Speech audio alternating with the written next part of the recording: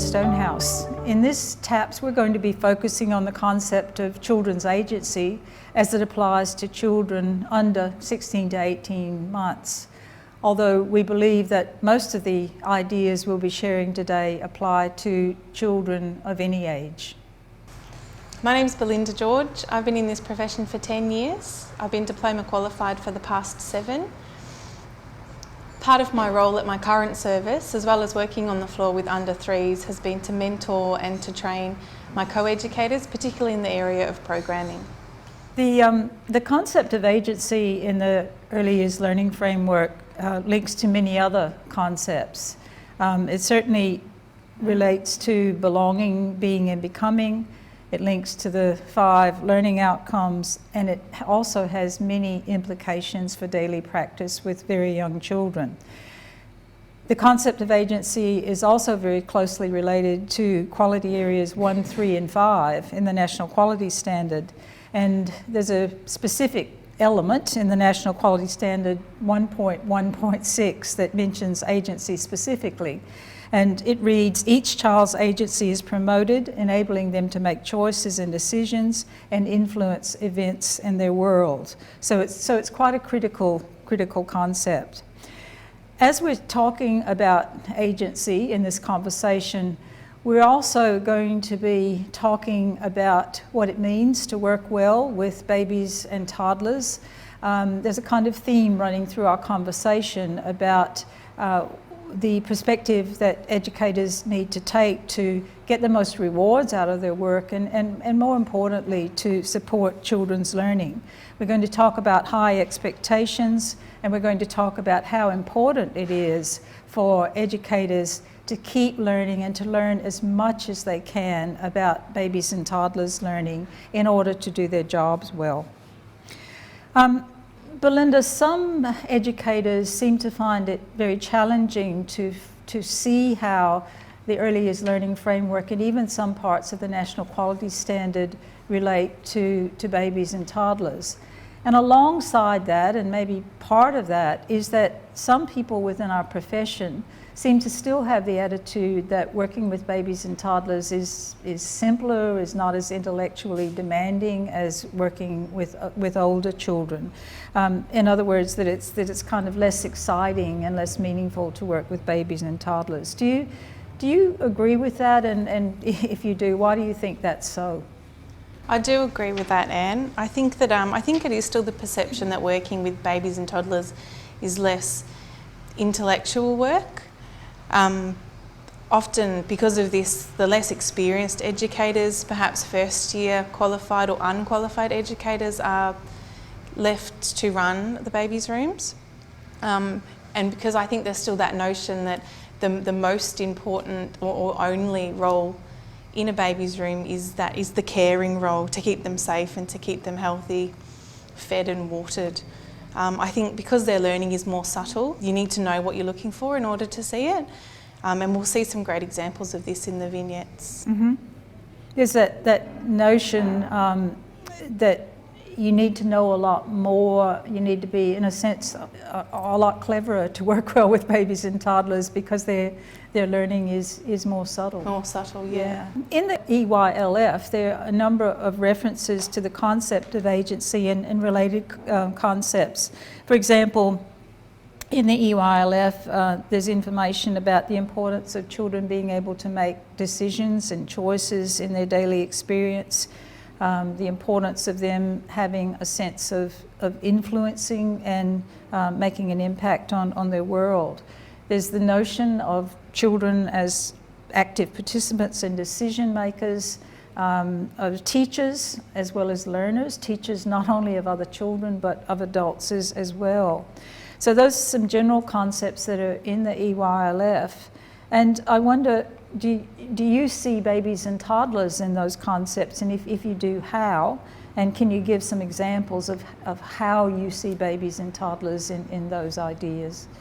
I do. I know in conversations with other educators who work with babies, I know one of their favourite parts of it is going on that journey with the babies as they learn and discover new things. Like you said, the babies as as teachers and educators as well, taking the adults on a different journey. I think offering the same choices that you would offer older children in your room and in your program, like choosing their own toys, choosing to play inside or outside, deciding where to be in the room, in the space, offering a variety at mealtime, so choosing their own foods, responding to their individual routines and needs rather than putting everyone to sleep at the same time or feeding everybody at the same time at morning tea. Of course, this is only exercising a child's agency if the adults are responsive to it and encouraging it. Mm-hmm. So there's some real choices that educators can make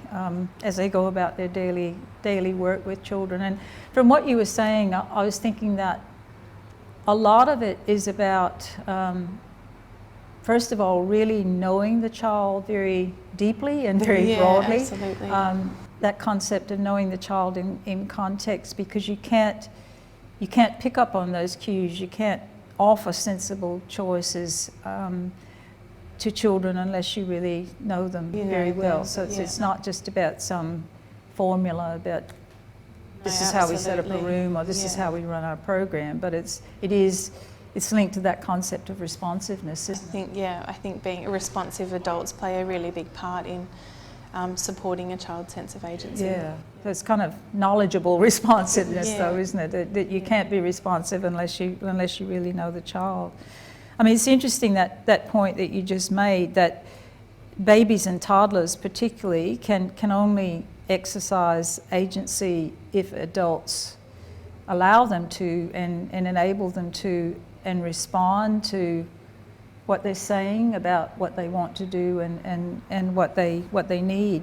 And that makes me think that the concept of agency is in some ways closely related to the image of the child, which is a core part of the early years learning framework and relates very directly to some parts of the National Quality Standard. You've given some examples of, I guess, of an image of babies and toddlers that promotes agency, that educators, the image that educators who encourage that sense of agency must have. But sometimes I guess we've both seen programs where the children, the babies and toddlers were quite passive, that it's almost, I've seen some where I think it's almost like a baby factory or something where they're being processed, and the attitude seems to be, let's get them through this as quickly and efficiently as possible. What do you think, what kind of image do you think those educators have in those kinds of programs? I do think that there is a common image of the child as a capable and a confident learner. I think unfortunately this image doesn't usually extend to babies and toddlers. Often, like we said, it's about routine and moving babies through the day. They need to be fed, they need to have a sleep, and it's really by the clock. And sometimes I've seen it's like the children are getting in the way of the routine of the day rather than the routine of the day working around and for the babies and toddlers in the room. That's an interesting contrast about the children getting in the way of the routines, when, you know, one of the things we would all say is that children are the focus, children are at the centre, but sometimes it doesn't feel that way in a baby or toddler's room. No, and it's an easy thing to say, but for it to really be reflected in your practice, I think with babies and toddlers, it's something that people find particularly challenging. Yeah. You gave some examples before, and I guess the picture I had in mind when you were giving some of those examples was of older babies or younger toddlers. What about agency, evidence of that sense of agency or encouraging that sense of agency in very young babies, say babies under 6 months old? Is it something that's there, do you think, in very young babies, or does it appear only when they're mobile and a bit more active? So suddenly I've got agency. No, I think, like we said before, it is much subtler. I think agency in a child up to 6 months can be seen in their gaze. Who are they following? Whose attention are they trying to get? In their smile, who are they trying to engage with and get attention, and who are they not giving that attention to, and who are they cutting that interaction off with? An example is when a stranger approaches, or somebody that they then unsure of or they don't want in their space, then a baby will often make that quite clear by turning away or not responding and having control, I suppose, of that interaction. You mentioned, you just mentioned when babies smile or laugh, when young babies smile or laugh, and it always strikes me when you see that happening, whether it's in a early learning setting or just out in the community or at a family gathering, there's no question of who's in charge of that interaction, because when a baby gives a slight smile or a slight laugh, and people will go to extreme, bizarre lengths to get that baby to do that again. And you often think there's some babies that, okay, I can get a lot out of this person if I don't smile again really easily or quickly. That's agency, yeah. and I think it's a good example also of that's evidence of a really important area of learning, but one that people might not identify it as learning. And yeah, and that if you wanted to, you could link it very clearly to a number of concepts in the framework and a number of items in the NQS. It links very closely to outcome 4, confident and involved learners. Yeah, so that sense, even when you're very